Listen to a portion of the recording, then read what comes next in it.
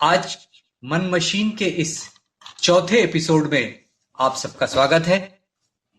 और आज का विषय हम शुरू करने जा रहे हैं जिसका शीर्षक है दुनिया का पहला वैज्ञानिक नंगा था। शीर्षक सुनकर चौंकिएगा नहीं, इस बात के पीछे एक रहस्य है। बहुत सारी परिभाषाएं होंगी, दुनिया कैसे बनी, किसने बनाई, इस पर आपके बहुत सारे जवाब भी होंगे। लेकिन सिर्फ हमारी पुराण कथाओं में ही नहीं, बल्कि विश्व की अनेक सभ्यताओं में इस दुनिया के बनने की नई नई गाथाएं हैं। ग्रीक माइथोलॉजी की बात करें, ग्रीक माइथोलॉजी में हम देखें तो पता चलता है कि वहां पर एक पहले मदर अर्थ थी जो अंतरिक्ष से प्रकट हुई। गाया उसको कहते हैं। आपको याद होगा कि गाया नाम से बहुत सारे प्रोडक्ट आजकल मिलते हैं, वो जो गाया है वो वही है। ग्रीक माइथोलॉजी के बहुत सारे नाम हैं जो हमारे जीवन में है, जैसे अपोलो, अस्पतालों के नाम होते हैं अपोलो, ये सब ग्रीक देवी देवता है। तो एक इसी तरह के देवता हुए यूरेनस। गाया ने सबसे पहले यूरेनस को पैदा किया, और यूरेनस ने क्या क्या काम किया? उसने घाटियों में वर्षा की जिससे घास पैदा हुई, फिर वृक्ष पैदा हुए, फल फूल पैदा हुए, जीव और पक्षी पैदा हुए। उसके बाद नदियां थी, झीलें थी, समुद्र थे, तो उसमें जल भी आया, और अंत में इंसान आया। अब ये तो हम सब जानते हैं कि इंसान के आने के पहले दुनिया बन चुकी थी।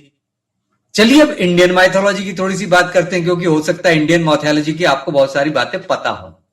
उपनिषदों के नाम आपने सुने होंगे। उपनिषदों में हम देखते हैं कि एक कुछ ऐसा पिंड था जिसमें अनगिनत सूर्य, नक्षत्र और निहारिकाएं समाई हुई हैं, और हम इंसान भी हैं। और ये जो जगत है, जिसे हम जगत कहते हैं, दुनिया कहते हैं, वो सदा से गतिशील है, और जब से ये जगत बना है तब से लगातार चल रहा है। अब एक छांदोग्य उपनिषद भी है, उसमें लिखा है कि एक ब्रह्म था पहले। ब्रह्म शब्द हमें अच्छे से मालूम है, और ब्रह्म जो था वो अकेला था। फिर उसने एक संकल्प किया, एक अहम ब्रह्म बहुश्याम, और अपनी इच्छा से वो एक से अनेक हो गया। वेदों के नाम तो हमने सुने ही हैं, ऋग्वेद है, यजुर्वेद है, सामवेद है, अथर्ववेद है। तो ऋग्वेद में एक सूक्त है, उसके अनुसार सृष्टि से पहले सत नहीं था, असत भी नहीं था। वो आपने सुना होगा, बहुत पहले सीरियल आता था, उसमें सृष्टि से पहले सत नहीं था, असत भी नहीं था, अंधकार भी नहीं था। तो यहां पर जो असत है वो है शून्य, और सत जो है वो पदार्थ। अगर आप लोग पिछली बार जुड़े होंगे तो आपको याद होगा, मैंने चेतना के बारे में बताया था कि हमारी जो इंद्रियों से हम जो सारी चीजें लेते हैं वो चेतना है। मन की हमारे चेतना होती है। ये वसुधा मिश्रा जी ठीक कह रही हैं कि भारत एक खोज का टाइटल सॉन्ग था ये। तो जो सत और असत ये भी नहीं था, स्वर्गलोक नहीं था, मृत्युलोक नहीं था, पाताल लोक नहीं था, और यह अनंत तक फैला हुआ अंतरिक्ष भी नहीं था।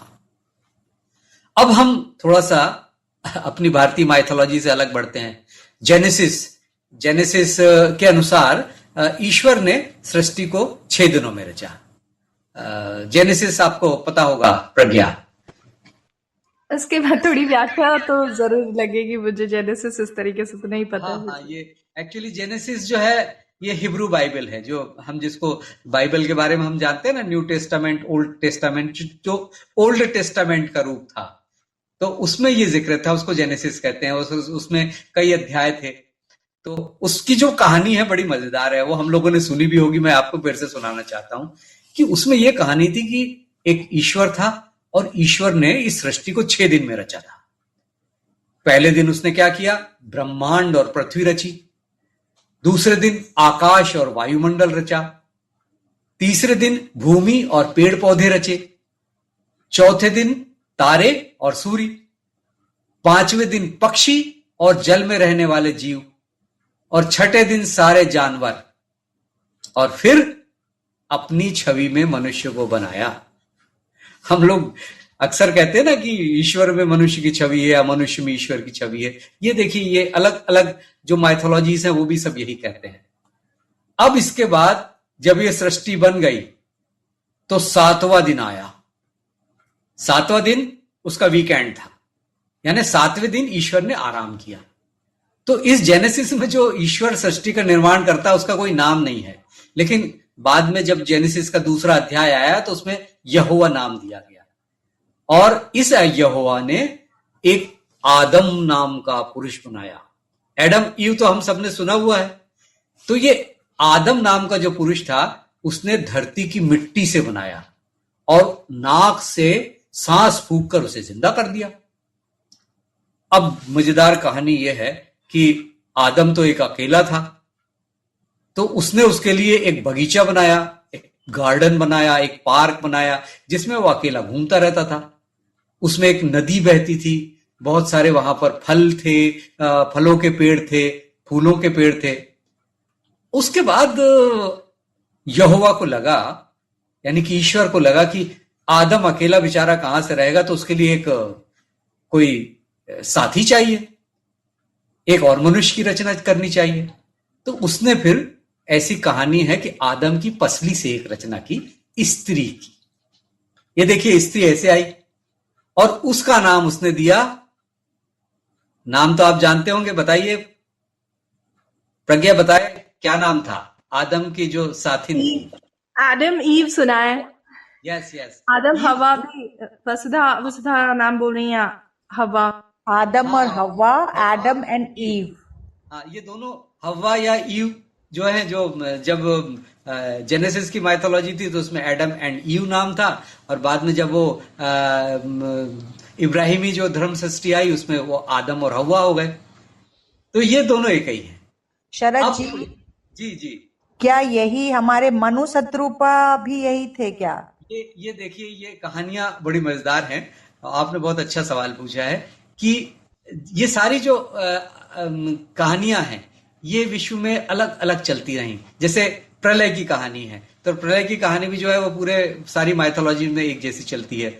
वो कहीं पर नूह की नाव है और नौका है, और कहीं पर वो नूह है, कहीं वो नौका है, वो नोहा है, और हमारे यहाँ वो मनु है। तो ये बिल्कुल एक ही रूप है ये सब, और इस तरह से कहानियां अलग अलग चली। तो आप बिल्कुल सही कह रहे हैं। अब सारे दर्शन तो हो गए, अब एक बौद्ध दर्शन बचा है। बौद्ध दर्शन में ईश्वर की कोई अवधारणा नहीं है। सृष्टि को किसने बनाया, इस पर कोई उत्तर उसमें नहीं है। तो एक समय वह था जब मनुष्य नहीं जानता था कि दुनिया कैसे बनी, लेकिन आज हम जानते हैं कि दुनिया कैसे बनी।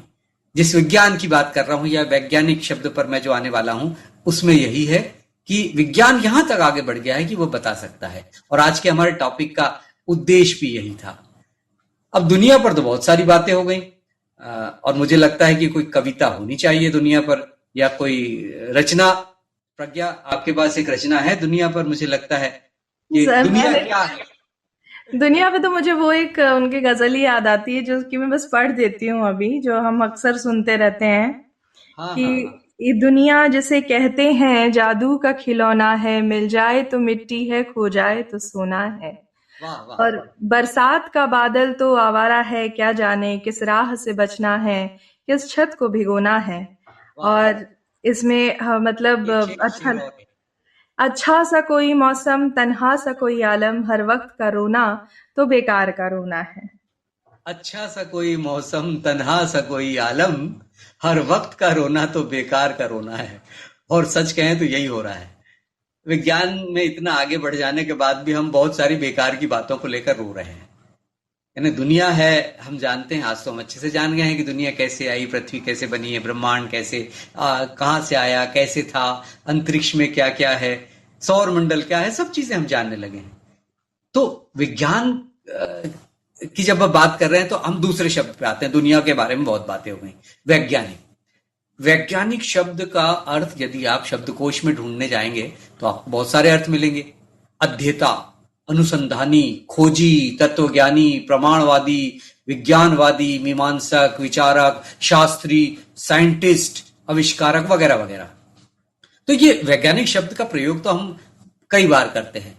मगर ये हम जानते हैं कि मानव जाति के विकास में विज्ञान के माध्यम से अपनी भूमिका का निर्वाह करने वाले मनुष्य जो होते हैं वो वैज्ञानिक कहलाते हैं। तो अब ये जानना स्वाभाविक है, ये प्रश्न जो स्वाभाविक है कि मनुष्य के लिए सुविधा जुटाने वाले और अपनी बुद्धि से इस संसार को मनुष्य के लिए बेहतर बनाने वाले प्रथम वैज्ञानिक कौन थे? हमने किस किस के नाम सुने हैं वैज्ञानिकों में? आइंस्टाइन का नाम सबसे पहले दिमाग में आता है, उससे पहले आर्किमिडीज का आता है, ऐसे करके न्यूटन का आता है। और ये सब इनके सुने, आर्किमिडीज है, न्यूटन है, आइंस्टाइन है, वहां से लेकर तो अभी हम स्टीफन हॉकिंग तक सारे नाम सुनते आ रहे हैं जी। मगर मैं कहना चाहता हूं कि इनसे पहले भी वैज्ञानिक थे। ठीक है, आप 200-400 साल पहले के वैज्ञानिक बता लेंगे, लेकिन मैं उससे भी पीछे जाना चाहता हूं, उससे भी पीछे, बहुत पीछे, उस समय जब विज्ञान को विज्ञान नहीं कहा जाता था। लेकिन क्या तब वैज्ञानिक नहीं होते थे? हमें पुरातात्विक और साहित्यिक स्रोतों के माध्यम से जो वैज्ञानिक परंपराओं के बारे में ज्ञान प्राप्त होता है, उससे हम अलग अलग चरणों में क्या क्या उपलब्धियां हुई यह जानकारी प्राप्त कर सकते हैं। लेकिन हमारे जो ज्ञान की सीमा है वो यहीं तक है। ज्ञान यहां पर समाप्त नहीं होता।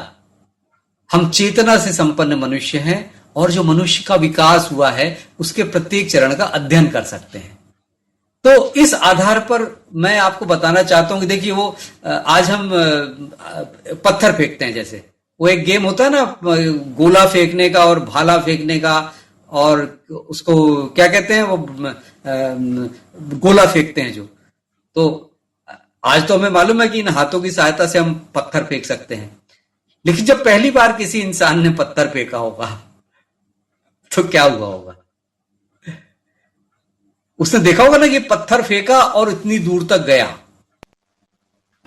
ये चीज जो, ये बात जो उसने निकाली खोजकर, ये उस समय का विज्ञान था उसका। यानी वो व्यक्ति उस समय का पहला वैज्ञानिक था। अब वो जो पहला वैज्ञानिक था, ऐसी कोई और भी वैज्ञानिक हो सकते हैं। जैसे एक इंसान था, उसने चाहे पेड़ टूटा हुआ पड़ा था, उसने क्या किया, उस पेड़ को गोल गोल लुढ़काया, ऐसे धक्का दिया तो गोल गोल लुढ़कने लगा। तो उसके दिमाग में ख्याल आया कि अरे यह तो गोल गोल लुढ़क सकता है। बस जैसे ही उसने देखा तो उसने कहा कि ये गोल तना है, गोल का एक विचार उसके भीतर आया और उसने उसको लुढ़का दिया। बस ये चक्के का आविष्कार था। उसको कोई नहीं जानता। आज हम चक्के के आविष्कारक को कुछ और कहेंगे, लेकिन जो पहला इंसान था जिसने पेड़ लुढ़काया था, वह उस समय का पहला वैज्ञानिक था। तो इस तरह से शरद जी, जिसने पहली बार आग जलाई होगी और या जिसने औजार बनाए होंगे पत्थरों से, वो भी वैज्ञानिक कहलाएंगे क्या? बिल्कुल, वो सारे के सारे वैज्ञानिक हैं अपने समय के, जिन्होंने आग जलाई होगी। ये प्रज्ञा, चक्के पर एक मुझे कविता याद आ रही, शायद आपको याद हो, एक बच्चों की कविता है कि चक्के के आविष्कार पर। आप सुना सकती हैं? जी, वीरेंद्र दुबे जी की है कि जाने किसको आई मौज, कर डाली पहियों की खोज, फिर उसने कुछ चाक बनाए, खिसका खिसका कर लुढ़काए, जोर लगा सरपट दौड़ाए, तब से यूं ही दौड़ रहे हैं, जरा न पीछा छोड़ रहे हैं, जरा न पीछा छोड़। वाह, जरा न पीछा छोड़ रहे हैं। और देखिए ये चक्के का आविष्कार हुआ। अब वसुधा जी ने बहुत अच्छी बात कही है अग्नि के बारे में। तो आग के आविष्कार के बारे में इंसान ने सायास आग का आविष्कार नहीं किया। उसने जब देखा कि जंगलों में पेड़ आपस में टकराते हैं और उसके बाद आग लग जाती है, तब उसने खुद ही लकड़ी के 2 टुकड़ों को रगड़ने की कोशिश की और उससे आग पैदा की। हम हमेशा सुनते हैं ना कि वो पत्थर से पत्थर रगड़ने से आग पैदा होती है। वो एक कविता की पंक्ति मुझे भी याद आ गई कि बैठ मत बेकार, पत्थरों पर पत्थरों को मार, चिंगारी उठेगी। तो ये तो 2 पंक्ति की कविता थी, लेकिन दरअसल पत्थर पर पत्थर मारने से पहले जो लकड़ी से लकड़ी टकराई थी, आज भी जो पुरातत्ववेत्ताओं को बहुत सारी जगहों पर ऐसी चीजें मिली हैं जिससे ये हुआ कि वो एक लकड़ी का पटिया था, उसमें आज भी आदिवासियों में कई जगह करते हैं, और उसमें गोल लकड़ी का एक डंडा डालते हैं और उसको रस्सी से गोल गोल घुमाते हैं तो चिंगारी निकलती है। हाँ आप शरद देखिएगा। जी, मैंने अभी रिसेंटली डिस्कवरी पे एक प्रोग्राम देखा जो आप बोल रहे हैं, सेम तरीके से लोग हाँ उसमें सर्वाइवल का एक प्रोग्राम था कि उनको अमेज़न के जंगलों, पनामा में के पास के जंगलों में भेजा गया, तो वहां पे उन्होंने सेम जो आप प्रोसेस बता रहे हैं ना, एक नुकीला करके लकड़ी को छेद में घुसाड़ के फिर उसमें रस्सी से ऐसे पिवट जैसा बना के घसीट के आग लगाना, मैंने भी अभी रिसेंटली देखा और आपने भी कोइंसिडेंटली आज बता दिया। एग्जैक्टली ये हम लोग तो, मैं तो पुरातत्व का छात्र हूँ, हम लोगों ने उत्खनन भी किए हैं, तो हम लोगों ने देखा है कि ये इस तरह की चीजें मिलती हैं। तो ये जो व्यक्ति थे, ये थे उस समय के पहले वैज्ञानिक। आज हम पहले वैज्ञानिक की बात कर रहे हैं, तो ये इस तरह से अग्नि को जिसने आविष्कार किया वो उस समय का पहला वैज्ञानिक था। फिर उसके बाद एक और मजेदार चीज आपको बता रहा हूं, औजारों की खोज। जो आज हमारे पास इतने सारे टूल्स हैं, ये टूल्स की खोज कैसे हुई है? हम देख रहे हैं नए नए टूल्स अभी बनते हैं, नई नई मशीनें बन रही हैं, तो हम कहते हैं कि हाँ ये मशीन बनाने वाले नए आविष्कारक हैं। लेकिन सबसे पहले जो इंसान था उसके पास कुछ नहीं था, उसके पास एक वो जैसे कंदमूल खोदना है तो वो उंगलियों से कंदमूल खोदता था, और उसके हाथ तो थे लहूलुहान हो जाते थे। हाँ? और बहुत तकलीफ होती थी उसको पेड़ की जड़ें खोदने में, जड़ें खाता था वो। तो अचानक उसको महसूस हुआ, एक दिन उसके हाथ में एक लकड़ी का डंडा आ गया, और लकड़ी का डंडा जैसे ही आया तो उसने उसको पकड़ के उससे खोदना शुरू किया। और वो आश्चर्य की बात कि उसने वो जड़ खोद डाली, और उसको जो कंद चाहिए थे, जो कंद मूल चाहिए थे खाने के लिए, मिल गए उसको। तो वो अपने पास डंडा रखता था और वो बड़ा इठलाता था। तो ये जो डंडा था ना, एक आविष्कार था उसके लिए।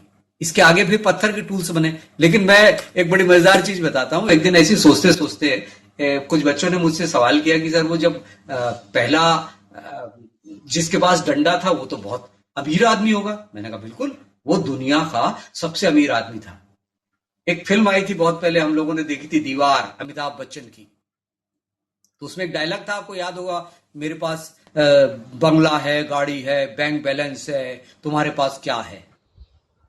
मेरे पास डंडा है। तो ऐसे ही इस आदमी ने भी पूछा कि मेरे पास जंगल है, जमीन है, आसमान है, पहाड़ है, नदियां हैं, पर्वत हैं, झील हैं, झरने हैं, तुम्हारे पास क्या है? तो जिसके पास वो डंडा था उसने कहा मेरे पास डंडा है भाई।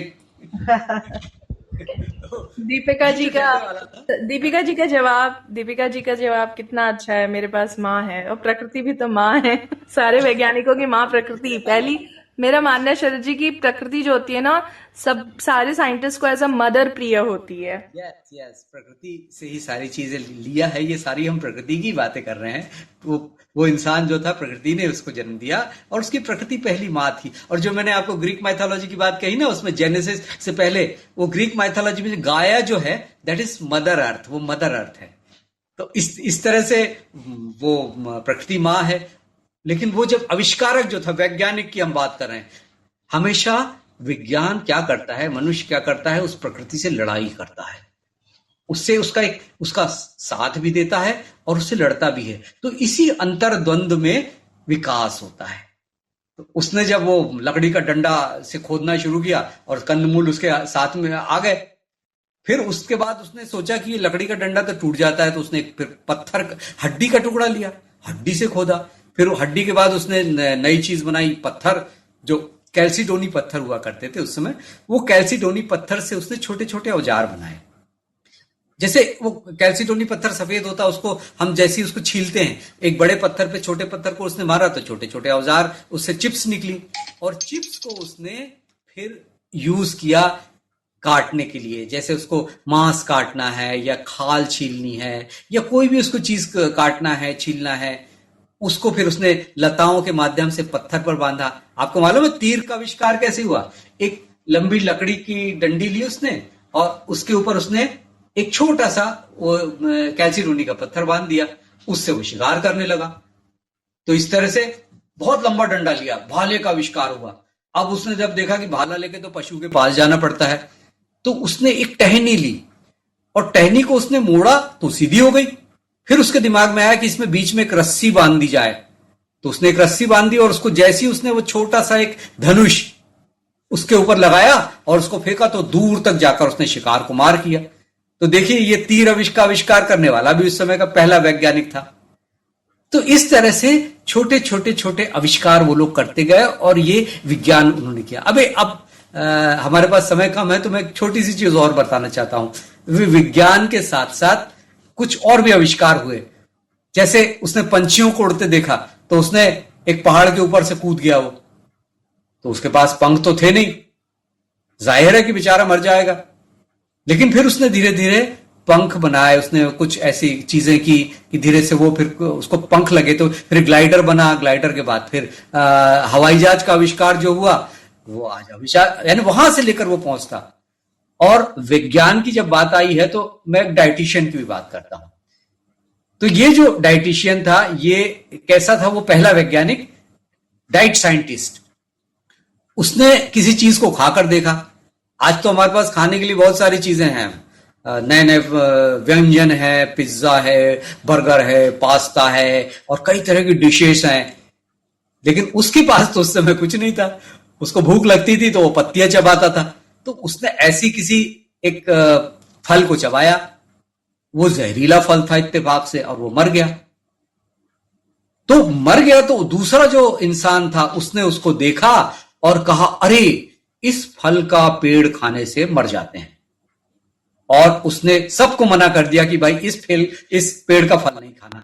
तो इस तरह से वो पहला डाइट।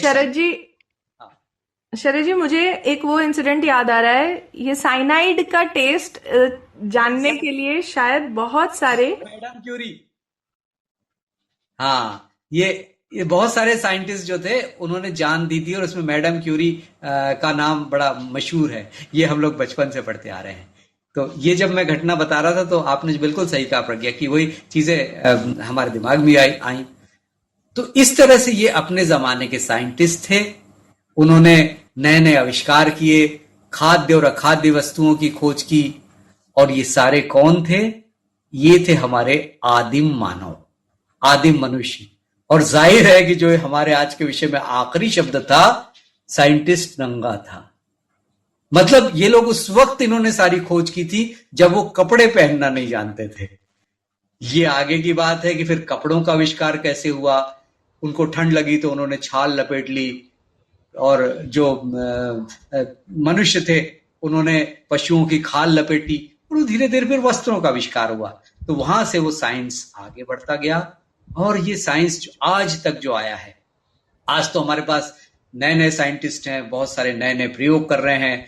ये दुनिया पता नहीं कहां जाएगी। आज हम इस मोबाइल पर बात कर रहे हैं, ये भी एक साइंस है। तो ये साइंस और टेक्नोलॉजी, दो साइंस से खोज होती है और उस टेक्नोलॉजी के आधार पर उपकरण बनते हैं। तो मैं सोचता हूँ कि आज की हमारी बातें यहाँ तक हो गई है। कहना चाहती हूँ कि कितनी भी दुनिया तरक्की कर ले, लेकिन कहीं ना कहीं वो जो पुराने चीजें हैं, वो जुगाड़ जिसे आजकल हम कहते हैं, वो हम अभी भी यूज करते हैं। ये बिल्कुल बिल्कुल सही बात कह रही हैं। और सजीव जी भी उपस्थित हो गए हैं। सजीव जी, आपका बहुत बहुत स्वागत है। हाँ जी शरद जी, मैं थोड़ा सा लेट हो गया, सॉरी फॉर दैट। पूरा नहीं सुन पाया हूँ, कल रिकॉर्डिंग सुनूंगा। अभी फिलहाल तो आपने जो बोला मैं बहुत सुन रहा था। मैं यही बात सभी को बता रहा था कि आपने जो कुछ बात कही है, आप स्क्रिप्ट देखकर नहीं पढ़ रहे थे, बल्कि बिल्कुल नेचुरली आप इतने वर्ड्स हैं और इतने जीनियस हैं, ये सब नेचुरल निकलता है। Thank you for that and Sharad ji, all the very best. आप कमाल है शरद, कमाल। Thank you so much.